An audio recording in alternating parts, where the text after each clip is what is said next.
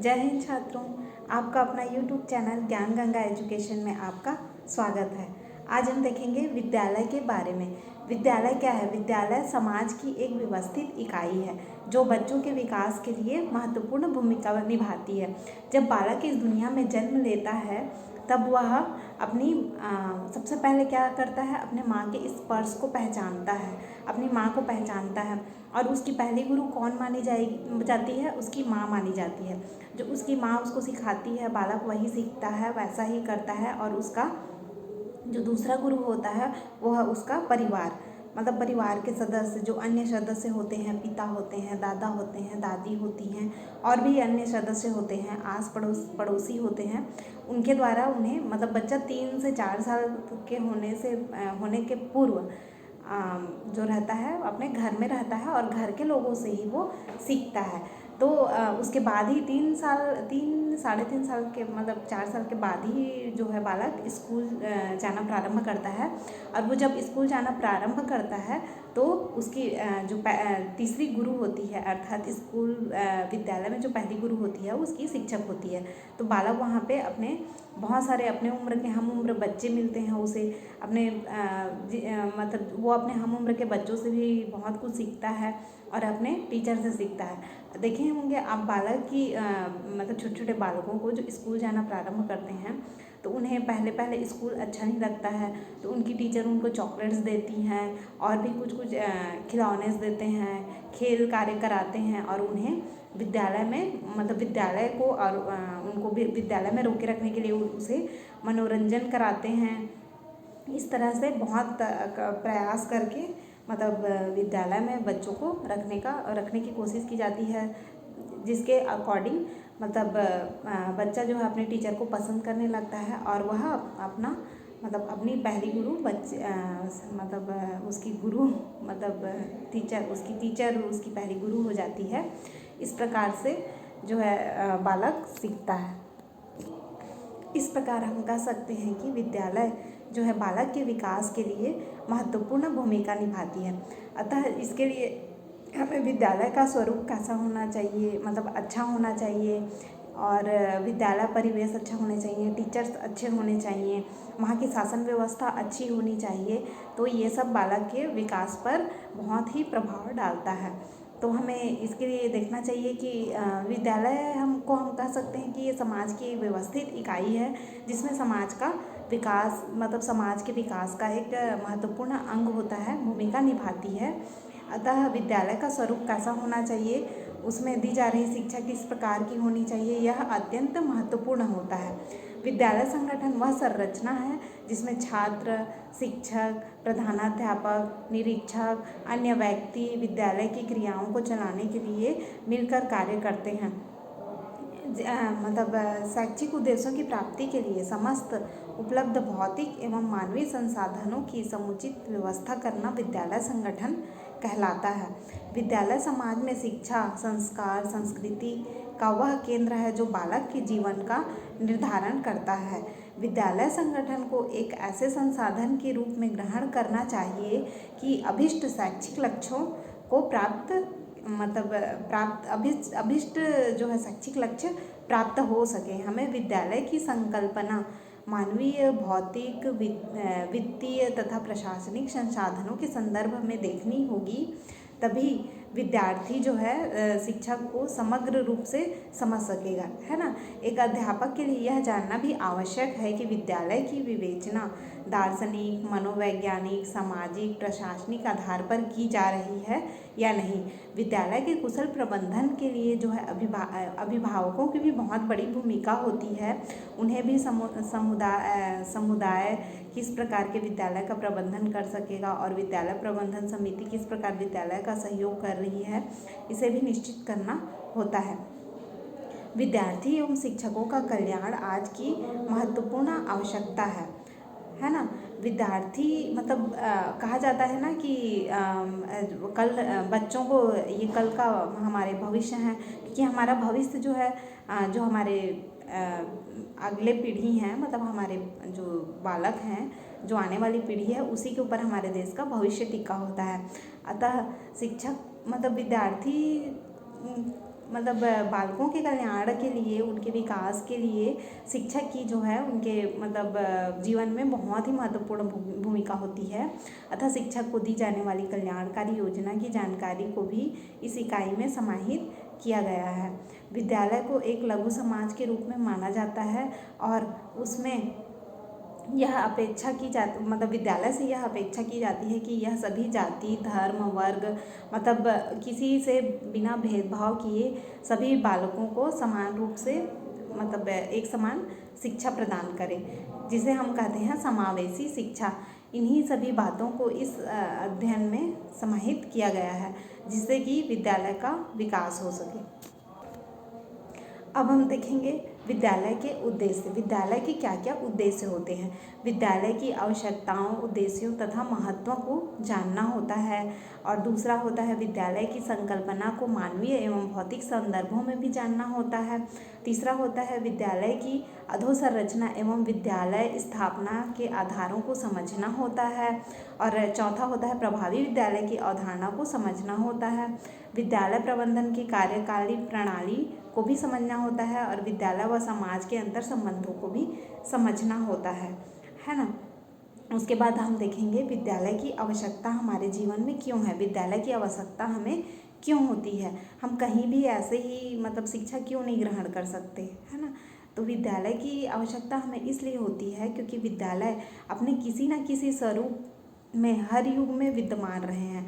आपने देखा है वैदिक काल में भी आर्यों को शिक्षा दी जाती थी पेड़ के नीचे में बिठाकर, इस प्रकार से। तो शिक्षा मतलब हर युग में, है ना, ऋषि मुनियों के युग में भी जो वैदिक शिक्षा दी जाती थी उसे भी हम शिक्षा ही कहेंगे।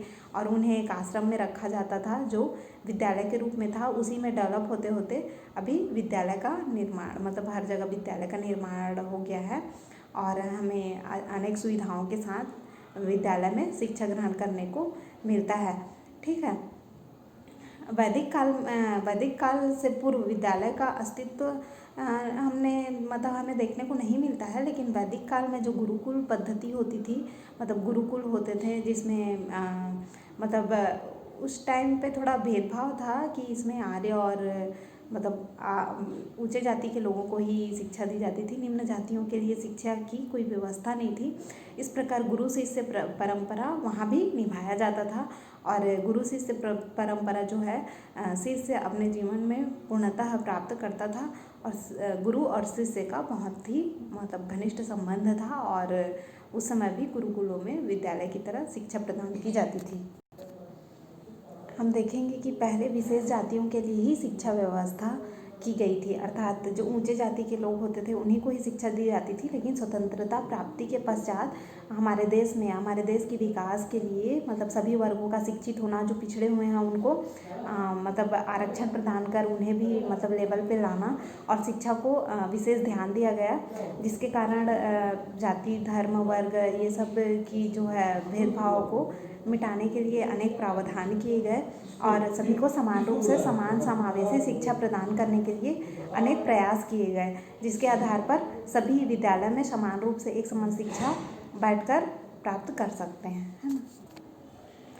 विद्यालय के लिए जो है विद्यालय की आवश्यकता को लेकर सभी लोगों का अपना अपना अलग अलग दृष्टिकोण है, जिसमें हम देखेंगे कि जैसे छात्रों का दृष्टिकोण अलग होगा, अभिभावकों का दृष्टिकोण अलग है, समाज का दृष्टिकोण अलग है और राष्ट्रीय दृष्टिकोण अलग है। तो आज हम देखेंगे अभी हम देखेंगे छात्रों के दृष्टिकोण को। आज का युग जो है शारीरिक, मानसिक, बौद्धिक, चारित्रिक रूप से विकसित किया जाना अत्यंत आवश्यक है ना। छात्रों की संज्ञात्मक, भावनात्मक और क्रियात्मक पक्षों की दृष्टिकोण से समुचित विकास के लिए मतलब समुचित विकास करने की आवश्यकता है। विद्यालय विभिन्न प्रकार की गतिविधियों को जैसे शैक्षिक एवं सहशैक्षिक के माध्यम से छात्रों का विकास करता है। विद्यालय में विभिन्न प्रकार के विषयों का अध्ययन शिक्षार्थियों के बौद्धिक एवं मानसिक विकास को आधार मानकर किया जाता है ना, जिसमें विभिन्न प्रकार के सहशैक्षिक प्रवृत्तियों तथा प्रार्थना सभा, वाद विवाद, रचनात्मक लेखन और भी खेलकूद, एनसीसी, स्काउटिंग आदि के आयोजन में इस बात का प्रयास किया जाता है कि इसके माध्यम से बच्चों का समग्र विकास किया जा सके। केवल पढ़ाई से ही लोगों का विकास नहीं हो पाएगा, अदर एक्टिविटीज़ जैसे खेल कूद, शिक्षा मतलब खेल कूद हो गया और सामाजिक ज्ञान हो गया, म्यूज़िक हो गया और कुकिंग हो गया, ये सब अनेक सबका अलग अलग अपना अपना मतलब रुचि होता है, किसको किस में रुचि होता है, किसको किस में रुचि होता है। तो इसके अकॉर्डिंग उन्हें उनकी मतलब शिक्षा दी जाए, उसी लाइन पे उन्हें आगे बढ़ने के लिए मतलब प्रेरित किया जाए, है ना। अब हम देखेंगे विद्यालय की आवश्यकता को एक अभिभावकों की दृष्टि से कि अभिभावक क्या चाहते हैं। मतलब हर अभिभावक चाहते हैं कि अपने बच्चे मतलब उनका बच्चा जो है श्रेष्ठ बने, आगे बढ़े, अपने भविष्य का निर्माण अपना भविष्य उज्ज्वल कर सके, है ना। तो इसके लिए वो अपने बालक के भविष्य के लिए एक विशेष विद्यालय की मतलब अच्छे से अच्छे विद्यालय का चयन करता है। फीस मतलब जैसे जहाँ अधिक अच्छे से पढ़ाई हो रही है, भले वहाँ की फ़ीस अधिक है, वो थोड़ा दूर है, फिर भी अपने बच्चे को वो वहीं भेजना चाहते हैं ताकि उनके बालक का अधिक से अधिक विकास हो सके। तो इस प्रकार से अभिभावकों का दृष्टिकोण होता है कि जहाँ पे शिक्षक अच्छे हों, विद्यालय प्रबंधन अच्छा हो, अपने बच्चों को अच्छी शिक्षा मिल सके, तो वो अभिभावक उसी प्रकार से विद्यालय का चयन करते हैं। अब हम देखेंगे समाज के मतलब विद्यालय की आवश्यकता समाज के दृष्टिकोण से किस प्रकार है। तो समाज जो है समाज चाहता मतलब समाज ही है विद्यालय। विद्यालय जो समाज का एक लघु रूप होता है जिसमें विद्यालय ही भविष्य में मतलब भविष्य को जो बालक होते हैं वही हमारे देश के भविष्य होते हैं। तो उनके विकास का जो महत्वपूर्ण अंग होता है वो विद्यालय होता है, क्योंकि विद्यालय से ही बच्चों को उनके मतलब उन्हें शिक्षा प्रदान की जाती है और उन्हें आगे बढ़ने के लिए प्रेरित किया जाता है, जिसके लिए मतलब बच्चों के विकास की महत्वपूर्ण भूमिका विद्यालय होती है, जिसके संगठन के लिए विद्यालय का मतलब होना अति आवश्यक है। अतः हम कह सकते हैं कि विद्यालय में वो सब गतिविधियां आयोजित हो जिससे समाज की आवश्यकताओं के अनुरूप बच्चों का विकास हो सके। मतलब समाज आगे जो हमारा देश है आगे क्या विकास कर रहा है, आगे क्या प्रोसीजर है, क्या है, उसी गति के आधार पर हमें मतलब अपनी शिक्षा नीति में जो है परिवर्तन ला कर बच्चों को उसी अकॉर्डिंग शिक्षित किया जा सके, उन्हें ज्ञान प्रदान किया जा सके, तो ताकि वो अपने जो भविष्य है उसी लेवल पे अपने आप को स्टैंड कर सके, है ना। विद्यालय की आवश्यकता का जो है राष्ट्रीय दृष्टिकोण है, मतलब राष्ट्रीय दृष्टिकोण के अनुसार विद्यालय की आवश्यकता इसलिए होती है क्योंकि देखिए राष्ट्र मतलब हमारे जो ग्लोब हैं मतलब पृथ्वी है उसमें बहुत सारे विभिन्न राष्ट्र हैं और सभी राष्ट्र का अपना अपना अलग अलग विकास मतलब सभी राष्ट्र अपने अपने देश का अलग अलग विकास करते हैं। तो उसके अकॉर्डिंग मतलब हमारे देश के नागरिकों का भी विकास हो और हमारे बालकों का भी विकास हो, जिसकी पहली सीढ़ी होती है विद्यालय, जहाँ से उन्हें प्रथम शिक्षा मिलता है और विद्यालय मतलब बालक उसी आधार पे आगे बढ़ता है। इसीलिए राष्ट्रीय स्तर पर भी विद्यालय की बहुत ही महत्वपूर्ण भूमिका होती है। अब हम देखेंगे विद्यालय का महत्व। विद्यालय का हमारे जीवन में बालकों के विकास में बहुत ही महत्वपूर्ण मतलब अंग होता है। जैसे देखिए शिक्षा जो है समाज की कड़ी होती है, स्वस्थ समाज का निर्माण विद्यालय से ही होता है। यदि किसी राष्ट्र का जो है समुचित विकास नहीं हो पाया तो उसका मुख्य कारण होगा वहाँ का विद्यालय, क्योंकि वहाँ का जो भविष्य होता है वहाँ के बालक होते हैं, अगर वहाँ के बालकों को अच्छी शिक्षा नहीं मिल पाएगी तब वहाँ मतलब उस देश का विकास रुक जाएगा, है ना। वहाँ के लोगों का स्तर जो है ऊंचा नहीं उठ पाएगा, वो आगे नहीं बढ़ पाएंगे, मतलब लेवल मेंटेन नहीं कर पाएंगे। इसलिए विद्यालय का जो है हमारे जीवन में भविष्य में मतलब बहुत ही महत्वपूर्ण अंग है वो। अब हम देखेंगे विद्यालय का सामाजिक आधार। शिक्षा जो है बालक को सामाजिक प्रक्रिया के आधार पर जो है मतलब शिक्षा बालक के सामाजिक विकास के लिए बहुत ही महत्वपूर्ण है। अर्थात समाज अपने आने वाली पीढ़ी को, अपने नए सदस्य को अपने अनुरूप ढालना चाहती है। अतः समाज बालक हेतु शिक्षा की उचित व्यवस्था करता है। अतः हम कह सकते हैं कि जैसे समाज होता है वैसा ही विद्यालय होता है। विद्यालय में उसी समाज के मूल्यों का विकास किया जाता है ना, जिसमें मतलब बालक का सर्वांगीण विकास हो सके।